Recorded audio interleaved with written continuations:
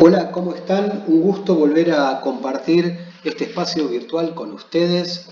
Hoy es el turno de la clase número 2 y en esta clase vamos a estar hablando de los estados de agregación de la materia.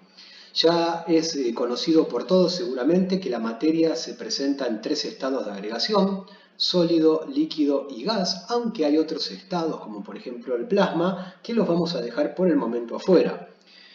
Ejemplos de materiales en estado sólido, líquido y gaseoso. Tenemos, por ejemplo, el agua. ¿Sí? El agua es una sustancia especial que puede manifestarse en los tres estados de agregación en nuestro planeta Tierra. Sólido, los casquetes polares; líquido, el agua de lluvia, los ríos, los lagos, etc. Y gas, como humedad y como vapor en la atmósfera. Ahora, la química diseñó una teoría que permite explicar esta posibilidad del agua de manifestarse en tres estados de agregación distintos. Esa teoría es la llamada cinético-molecular, que es la que vamos a describir a continuación. El primer postulado, la primera idea básica de esta teoría, nos dice que la materia está formada por partículas. Esto es muy importante, porque de esta manera hacemos esta sentencia de que la materia no es continua, sino que la podemos trozar hasta obtener pequeños fragmentos de materia muy pequeños. Esos fragmentos de materia los llamamos partículas. Estas partículas siempre están en continuo movimiento, nunca se van a encontrar quietas. Siempre van a presentar alguno de estos movimientos: rotación, traslación o desplazamiento. Es decir, estas partículas manifiestan lo que en física conocemos como energía cinética.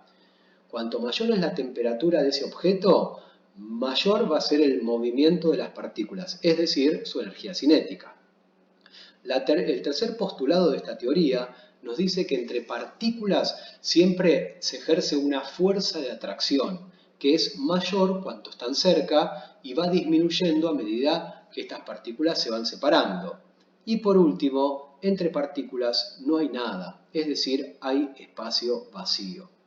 Esta teoría cinético-molecular nos va a permitir a nosotros explicar y predecir el comportamiento de los estados de agregación en sus estados sólido, líquido y gas. Por ejemplo, todos sabemos que el hielo tiene forma definida y el agua líquida no tiene forma definida. ¿Y eso cómo lo podemos explicar con la teoría cinético-molecular? Muy fácil. En el hielo nosotros podemos decir que las partículas están en posiciones fijas y ordenadas, ya que entre ellas es muy intensa la fuerza de atracción que las mantiene juntas y muy poca la energía cinética. En cambio, en el líquido, las partículas ya tienen movilidad, es decir, tienen más energía cinética y no tanta fuerza de atracción. De esa manera, las partículas van a derramarse, van a moverse entre sí, ocupando todo el recipiente y adoptando la forma del recipiente. Esto en un gas sería el caso extremo. Las partículas ahora ocuparían hasta el extremo superior, ya que tienen mucho movimiento. Sabemos que los estados de agregación se pueden interconvertir, es decir, podemos pasar del estado sólido al estado líquido, del líquido a vapor, y también podemos obtener pasajes directamente de sólido a vapor. De esta manera, en este cuadro, nosotros vemos los nombres de los cambios de estado. Lo que comúnmente llamamos que el hielo se derrite, en realidad es el proceso de fusión. Y en el caso del agua ocurre a una temperatura característica que es 0 grados Celsius. Por otro lado, el pasaje de líquido a gas, lo que nosotros llamamos comúnmente que el agua está hirviendo, por ejemplo, es un caso particular de vaporización que se llama ebullición y que para el agua ocurre siempre a los 100 grados. Ahora también sabemos que existe la evaporación, en donde un líquido se transforma en un gas, pero sin alcanzar la temperatura de ebullición. Por último, lo que quiero mostrarles es esta curva de calentamiento. En esta curva aparece en el eje horizontal el tiempo y en el eje vertical la temperatura. Imaginémonos que partimos de una muestra que se empieza a calentar, que está originalmente en estado sólido. se empieza a calentar hasta llegar a una temperatura característica en donde ese sólido se derrite. Durante todo el tiempo que se está derritiendo, la temperatura no sigue aumentando, sino que se mantiene constante. Y toda la energía absorbida sirve para separar a las partículas y que adquieran más movilidad.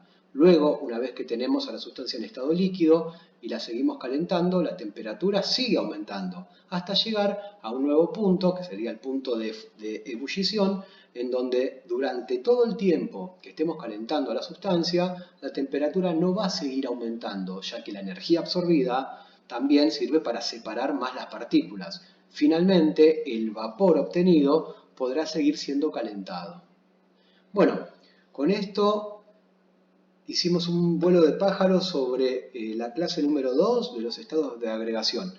Los y las invito a que lean el material y a que resuelvan las actividades. Nos vemos en el foro. Un abrazo.